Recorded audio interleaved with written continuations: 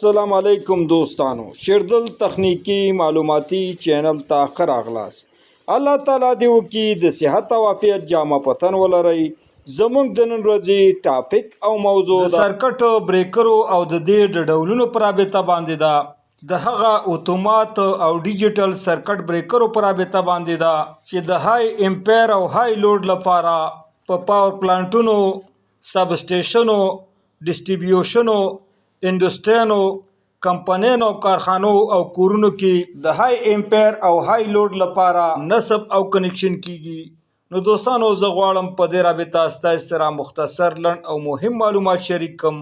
نو دوستانو دا ویډیو مسکیپ کوئ تر اخره پورې وګورئ ترڅو د دې مفیدو معلوماتو څخه ځانونه برخمن کړئ نو دوستانو راځو د مهمو سرکټ بریکرو ته او د دې ډولونو ته چې عبارت اول راځو دوستانو ام سی بی سرکټ بریکر ته چې د فل فارم د منیچر سرکټ بریکر څخه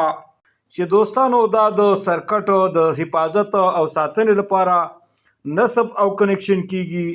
او دوستانو د اورلوډ او شارټ سرکټ په صورت کې دا ټریپ کیږي او بنديږي او د سرکټ حفاظت او ساتنه کوي د ګرمېدو سوځېدو څخه او د دې ام سی بي بریکر کرنٹ ریټینګ دی د 6 امپیر نه تر 125 امپیر پورې دوهم رازو ای ال سی بي سرکټ بریکر ته چې د دې فل فارم دی دوستانو ارت لیکیج سرکټ بریکر د دې سرکټ بریکر کار او فعالیت دا دی کله چې ارت لیکیج موجود شي یعنی هغه زموږ برقي وسایل چې موږ د دې څخه استفاده کوو د دې کم ویر دوستانو د باډۍ سره شارټ شي نو په دې صورت کې دوستانو دا ټیپ کیږي او بنديږي او زموږ د برقي سامان آلاتو حفاظت او ساتنه کوي د ګرمېدو او سوځېدو څخه او د دې کرنٹ ریټینګ د 8 امپیر نه تر 40 امپیر پورې وي دریم رازو آر سی سی بی سرکټ بریکر ته چې د دې فل فارم دی ریسیډل کرنٹ سرکټ بریکر څخه د بریکر ته کرنٹ سینسینګ ډیوایس الله هم ویل کیږي دوستانو چې د فالټ په صورت کې کله چې په الکتریکل ویرونو کې فالټ راشي نو په دې صورت کې دوستانو دا ټیپ کیږي او بنديږي او زمونږ د برقي سامان آلاتو حفاظت او ساتنه کوي کله چې زمونږ هومن باډي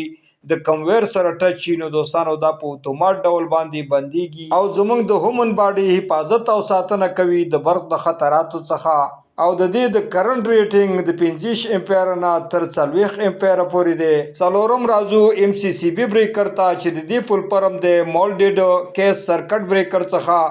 او آر سی سی بی بریکر ته د ام سی بی بشر ویل کیږي ځکه چې دا دواړه په کار او فعالیت کې مساوي دي دواړه د سرکټ د حفاظت او ساتنې لپاره نصب او کنیکشن کیږي او د سرکټ حفاظت کوي د اورلوډ او شارټ سرکټ په صورت کې نو دوستانو صرف د دې ترمنځ فرق دا دی چې ام سی سی بی دوستانو د 9 امپیر لپاره نصب او کنیکشن کیږي او آر سی سی بی د های امپیر لپاره نصب او کنیکشن او د دې کرنٹ ریټینګ د 2.5 امپیر پورې دی پنځم رازو ای سی بی سرکټ بریکر ته چې د دې فل فارم دی دوستانو ایر سرکټ بریکر څخه او ای سی بی بریکر د ویری های امپیر لپاره نصب او کنیکشن کیږي او د مکمل سرکټ حفاظت او ساتنه کوي او د دې د کرنٹ ریټینګ دی د 400 امپیر نه نیولې تر 1400 امپیر پورې دی شپږم رازو وی سی بی سرکټ بریکر ته چې د دې فل فارم دی دوستانو ویکوم سرکټ بریکر څخه او وی سی بی سرکټ بریکر عموما د میډیم یعنی نورمال ولټیج اپلیکیشن لپاره استعمالیږي یعنی د ولټ د نورمال ساتلو لپاره نصب او کنیکشن کیږي او د دې د ولټیج کرنٹ ریټینګ دی د 11 کیوی نه نیولې تر 33 کیوی پورې دی اخیری اوم نمبر کې راځو دوستانو ام او سی بی بریکر ته چې د دې فل فارم دی مینیمم اویل سرکټ بریکر څخه چې عموما دوستانو په دې کې تیل استعمالیږي او دا هم د مینیمم ولټیج لپاره نصب او کنیکشن کیږي او د دې د ولټیج ریټینګ دی دوستانو د 1 کیوی نه نیولې